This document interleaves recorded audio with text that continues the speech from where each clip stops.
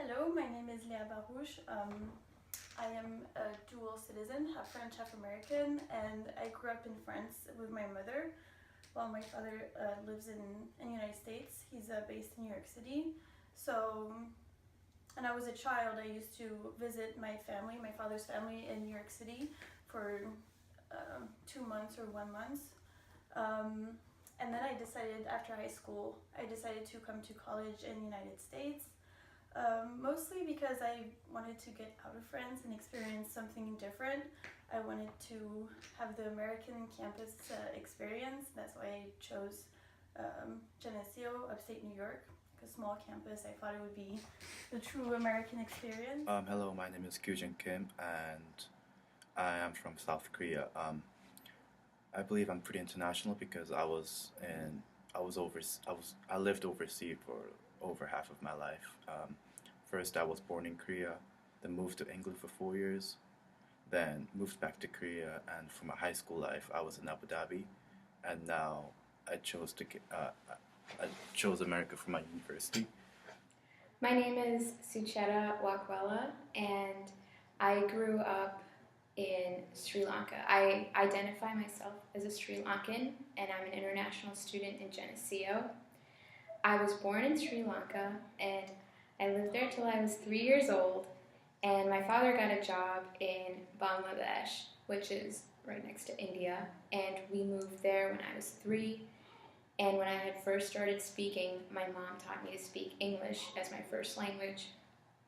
And I stayed there with my family till I graduated high school in an American curriculum in Bangladesh, which is run by a bunch of Americans that came to help educate people there.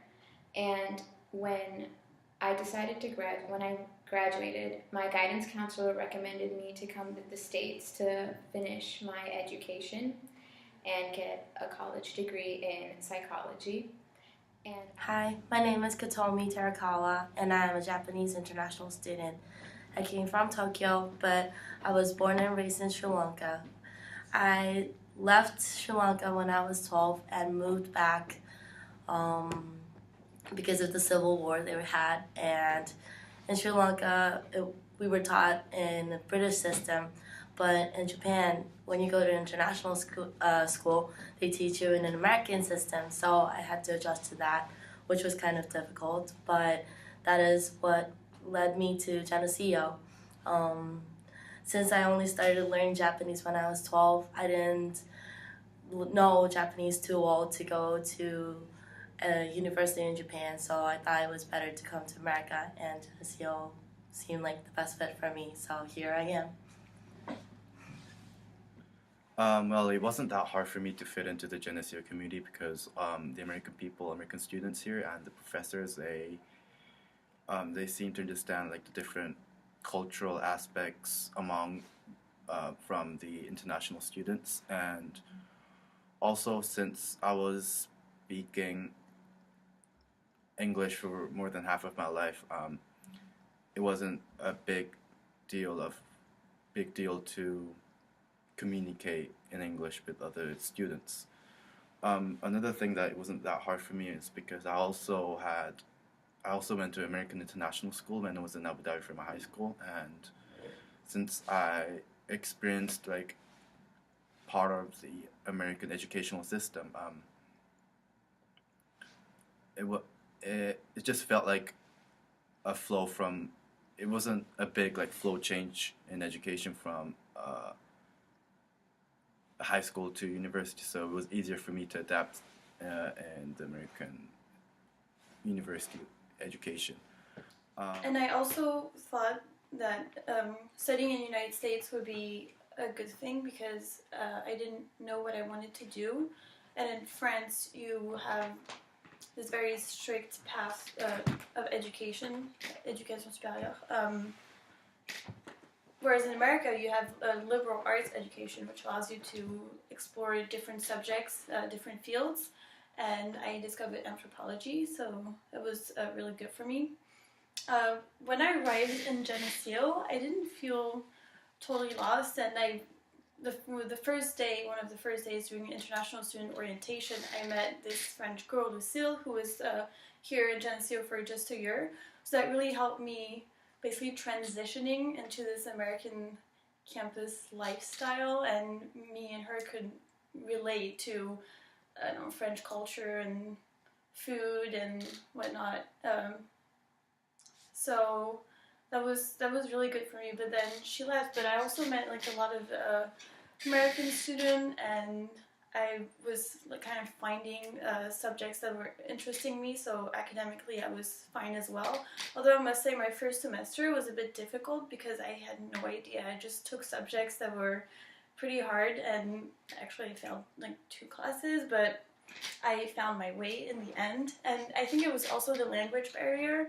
Just studying every single subject in English was a bit difficult for me at first, but with practice and more and more reading and talking English, speaking English, on the daily basis was really helpful. And in terms of isolation, coming to an American school was difficult because people have grown up here and they've experienced similar things and know a lot about American culture, obviously.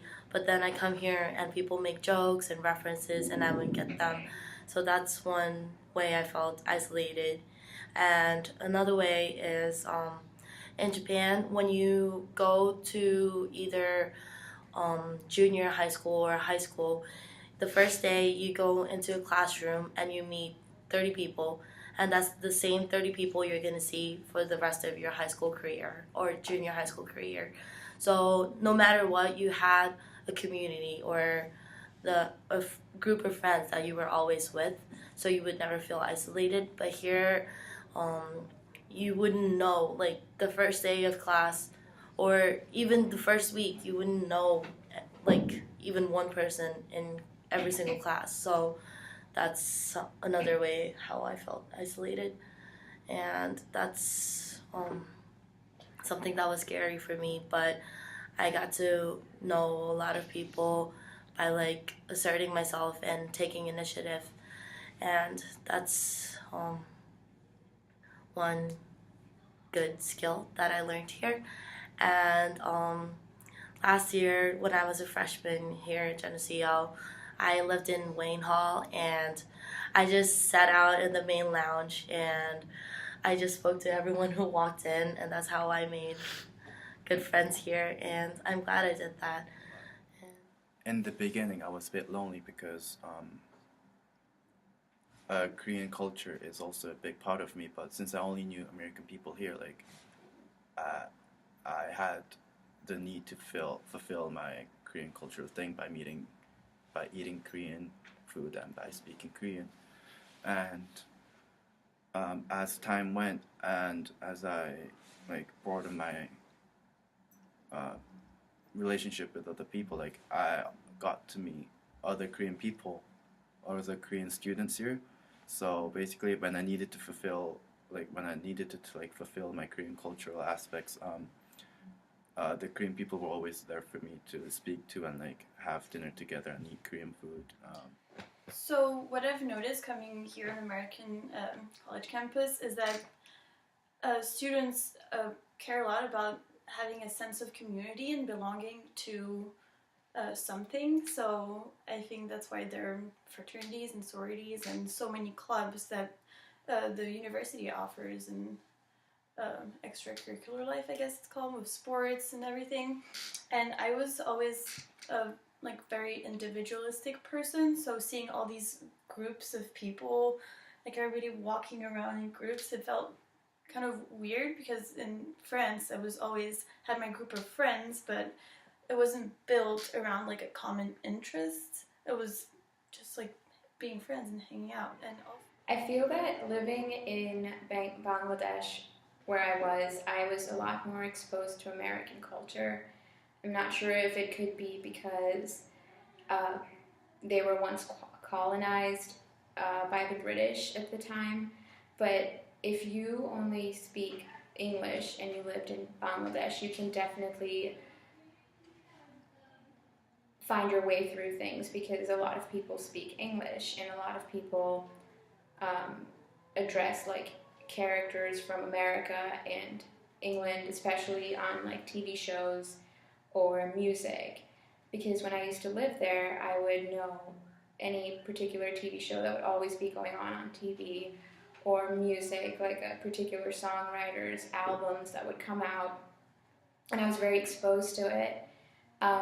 Clothing is definitely very different in Bangladesh because people are a lot more conservative, and it was very important to cover yourself, but that's because it's a very conservative country. Whereas in America, people are a lot more liberal in what they wear and how they dress and what they think.